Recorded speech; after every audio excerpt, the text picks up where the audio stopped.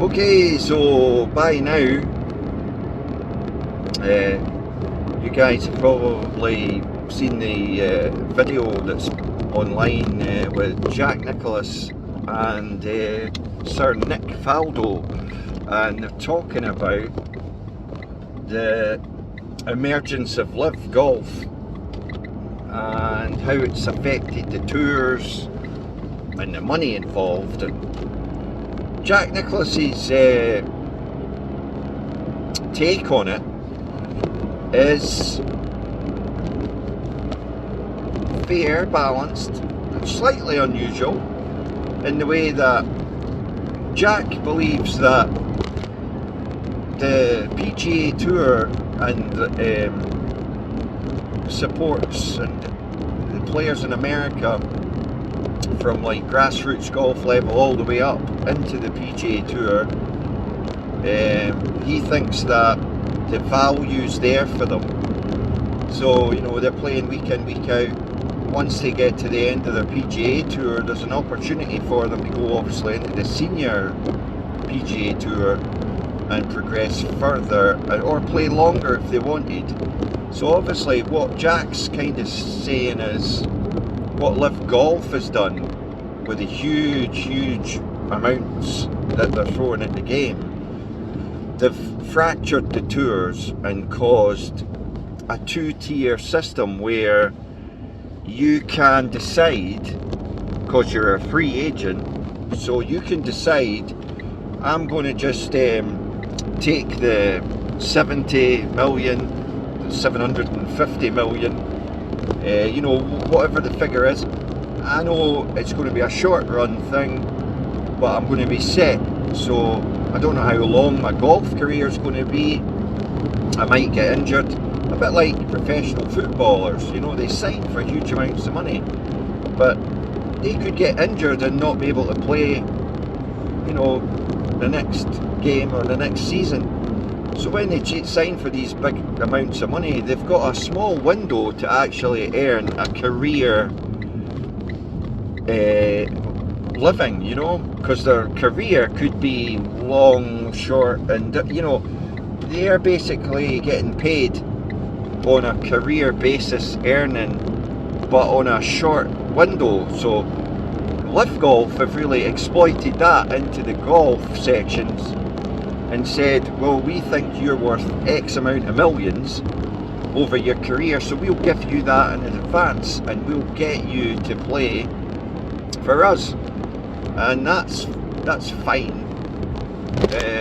But what it does obviously is take that player away from the PGA Tour, the DP World Tour, the ability to play in Ryder Cup golf, some majors as well if you've not been able to qualify, the Masters being a rare one because it's invitational only, as Jack touched on. So if you're in the Masters, they can decide to actually give you an invitation if they think you're worthy of it. Or if you've won the Masters, you have that coveted green jacket, you will forever be invited back to the Masters, which in the scheme of like majors makes that alluring desire greater than any other major in golf. The fact that you have that green jacket and that locker and all that goes along with Augusta, and you know, the Masters is just an iconic major. You know, you've got the Open and the Claret Jug, and I guess, you know, that is like the ultimate, you know, to say you've won the Open. It's always been the same, but again, LIV Golf is trying to throw money, and the critics do say that buying the game, buying this, that and the next thing's all well and be, but you can never buy history, and that is true to a certain extent. You know, and it's how you feel as a player, what your decision's going to be. Now, if like, let's talk about Ram, he said he was going to sign and folks said, he'll no sign, too good a player. But he signed for that 750 million knowing that it's not just him that's set, it's his family, his next family, his kids and his grandchildren are all set. So he's kind of like leaving a legacy.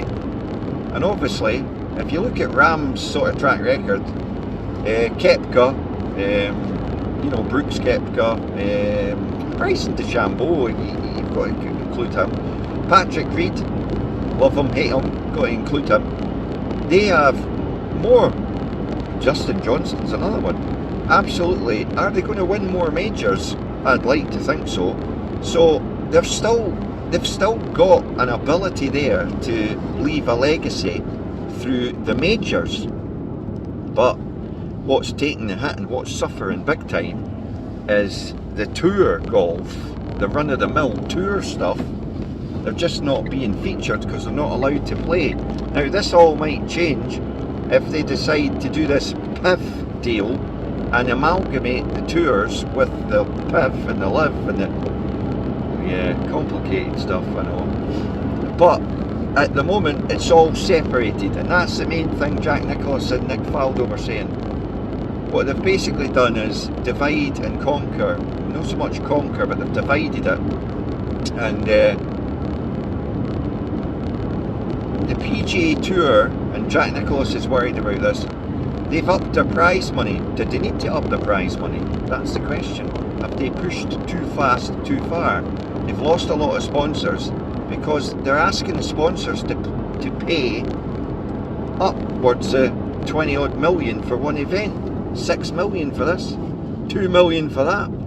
You know, for 3 days golf, the sponsors are looking at it going, right, we've sponsored this tournament for 50 years and they're asking us to pay even more millions to keep it going.